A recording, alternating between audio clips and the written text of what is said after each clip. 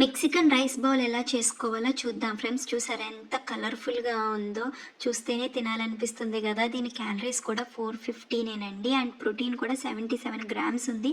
So చాలా టేస్టీగా ఉంది. తప్పకుండా మీరు ట్రై చేసి ఎలా వచ్చిందో నాకు కామెంట్స్లో చెప్పండి.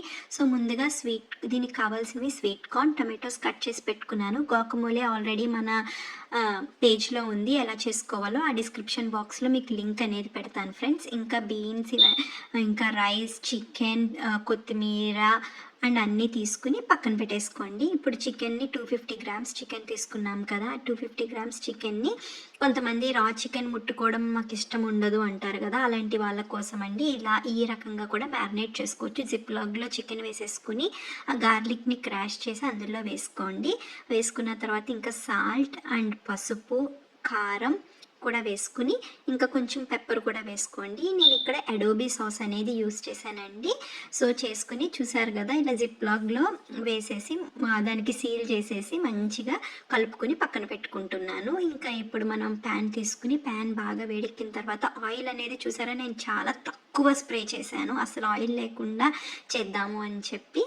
సో మొత్తం చికెన్ అనేది సెపరేట్గా చేసుకోండి. కొంచెం మీకు కావాలంటే ఆయిల్ కూడా నూనె వేసుకోవచ్చండి. మాకు ఆయిల్ వేసుకున్నా పర్వాలేదు అనుకున్న వాళ్ళు ఆయిల్ కూడా వేసుకుని టోస్ట్ చేసుకోవచ్చు. నేను హెల్తీగా చేద్దామని చెప్పి చేసా. చికెన్ కుక్ అయిపోయింది కదా, అయిపోయిన తర్వాత నేను ఇలా చిన్న చిన్నగా కట్ చేసి పక్కన పెట్టేసుకున్నాను ఫ్రెండ్స్.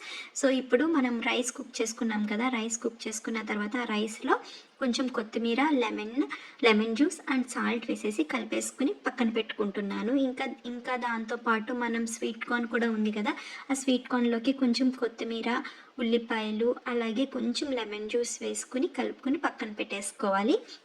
ఇప్పుడు సాల్సా అండి. సాల్సాలోకి ఏంటంటే టొమాటోస్, ఆనియన్, కొత్తిమీర, లెమన్ జ్యూస్ అండ్ పచ్చిమిరపకాయలు వేసుకొని కలిపేసుకొని పక్కన పెట్టేసుకోండి.